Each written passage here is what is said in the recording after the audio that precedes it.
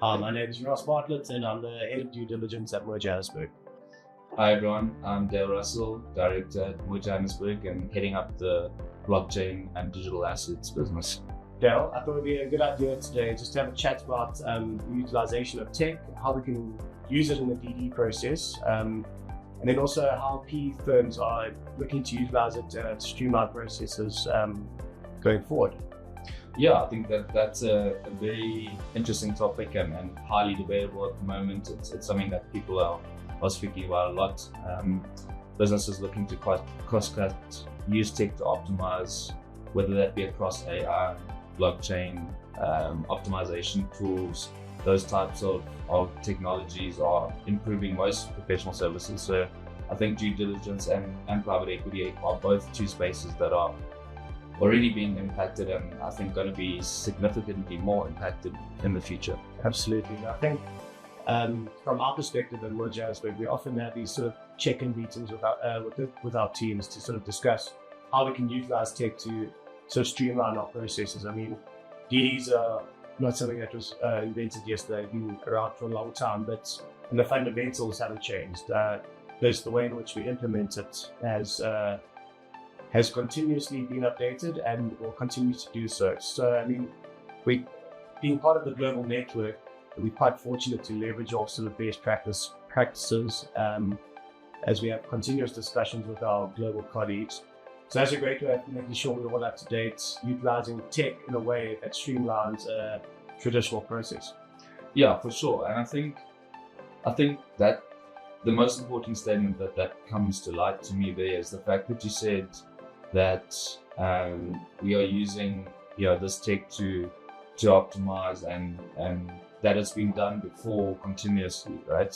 And history doesn't repeat but right. So we've seen revolutions across industries such as the tech bubble, the industrial revolution. Financial services, financial markets is probably one of the only industries that's yet to see a revolution or a tech change as big as what these tools are and what's to come in this way. So I think it's highly topical, and there really are great tools out there to streamline these processes and actually deliver a product of more value to our clients in a more effective manner. Absolutely. I mean, if you just look at it, you break it down sort of the traditional phases of the DD, it's engagement, it's data collection, information. We process information and ultimately deliver a report in whatever form that may be in. So if you can just identify various ways of streamlining each of those processes, but fundamentally changing the process overall, it certainly helps. I mean, we know it all too well. It's such a fast-paced environment, everything needs to be done yesterday type thing. So to be able to streamline a process that's not new, but way more efficient and effective.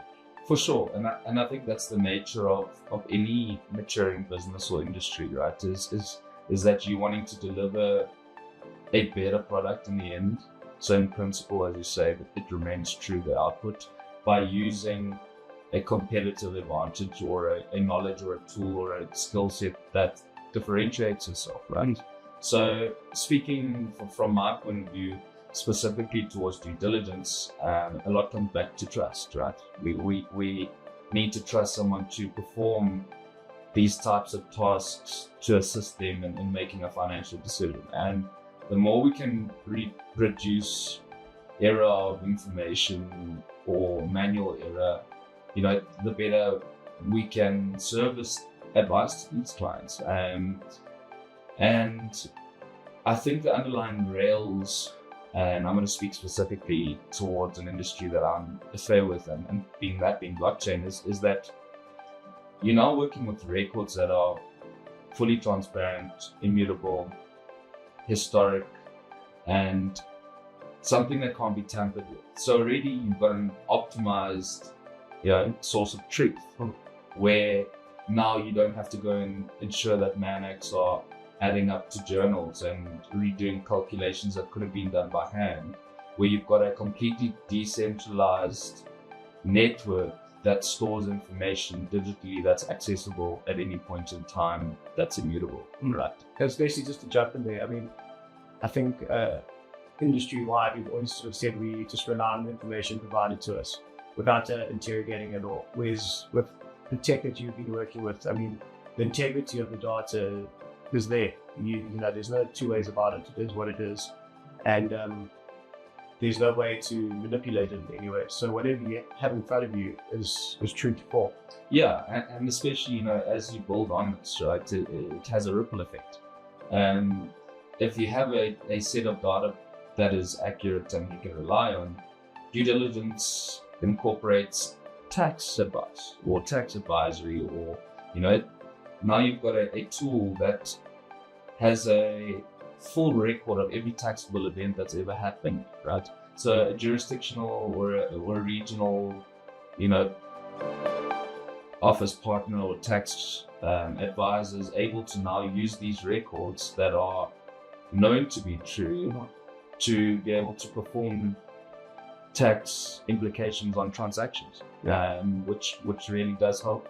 100%. And I think if we're looking at PE firms specifically now, like how they utilize tech. So I mean, historically, you know, PE funds have been run on relationships and networks. You know, when you're looking to acquire or dispose of assets, depending on the firm's mandate, they'll have key relationships within their network to sort of discuss and have an open conversation about when to acquire, when to dispose. I mean, we've seen that they might have put a data analyst, for instance, just to run through PE funds' websites, just to try to get an idea of when asset is coming up for disposal and that they might be interested in, where we can utilize tech now in that sort of sense to then pull live data instead of having some guy manually input like, you know, loads of information. We can extract that data on a live basis and track what private equity funds are doing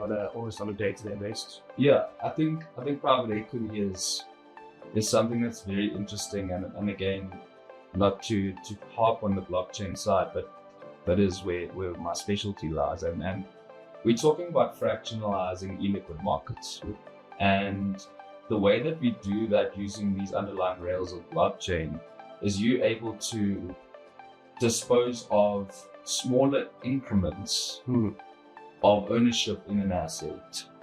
So now you've got a marketplace for private assets where any individual is able to participate, whether you've got R1 or R1 billion. Whereas historically, it's if you don't have 500 million or know someone, you're never getting into private equity. So now you've got access to markets you never did. You can purchase a piece of a building. You can purchase, you know, a piece of a private company. You've not, on the other side of that, you've got a private equity or private asset owner who owns this illiquid asset, or, you know, doesn't want to dispose of 49% of his business to get the funding from traditional means. You're now able to reduce your dilution, reduce your cost of raising capital because you're gaining it from public. You've got transparency in all of your recording and your record keeping. And now you've got a secondary market where you could almost have, you know, an exchange where we list the sale of, you know, pieces of private companies, and where there's a willing buyer and a willing seller. And if you want to, you know, buy a part of your business, then if someone's willing to sell it at a price, they're willing to buy it. You know, you can do that using this new technology. So you opening up liquidity, opportunity for investment, transparency for users, and completely changing the way in which those who participate in those markets are not going to be. Yeah, for sure. I think it's a very exciting space to be in at the moment. So a lot happening, and I think it's only going to streamline processes going forward, make things a lot more transparent and a lot more efficient and effective. Yeah, I mean, just to give you an example, you've got companies like Citibank doing pilot projects on tokenization of their private assets. You've got JP Morgan operating in similar type things. You know, Citadel and Fidelity, those guys are looking to open up exchanges. Institutions are coming with Bitcoin ETF approvals. So this tech is coming, and it's coming fast. And I think we need to be at the forefront of navigating our clients and starting to be a step ahead by using this and finding these opportunities to deliver a better product in a quicker way. Thanks for the chat today, Dale. I think it's a very exciting space to be in, and I've got no doubt we're going to see continuous development in this space.